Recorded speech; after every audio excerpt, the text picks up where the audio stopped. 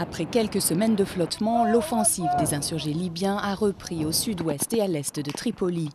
Les avions de chasse et les hélicoptères français ont été les premiers, avec les Britanniques, à leur venir en aide en mars sous l'égide de l'OTAN pour tenter par le ciel de contrer les troupes du colonel Kadhafi.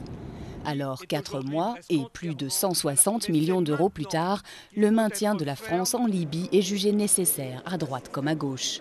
Les frappes aériennes s'arrêteront dès l'instant où le territoire sera plus ou moins contrôlé par les insurgés. La résolution en 1973 donnait les moyens à une coalition d'intervenir. Aujourd'hui, cet objectif n'est pas complètement atteint.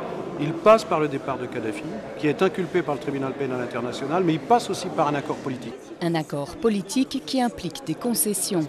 Pour le général Vincent Deportes, il faut négocier avec les autorités libyennes sous peine de risquer l'enlisement. Le temps est venu de trouver une solution, probablement avec un certain nombre d'autorités. Je crois qu'il vaut mieux terminer une guerre par consentement mutuel plutôt que par épuisement réciproque.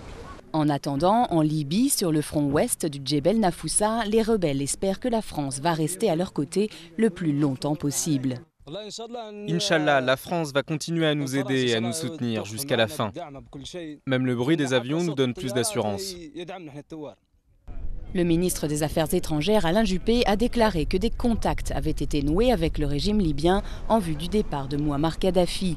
Mais aucune vraie négociation n'a été amorcée. Le mandat de l'OTAN s'achève en septembre. Reste à savoir si cela sera suffisant.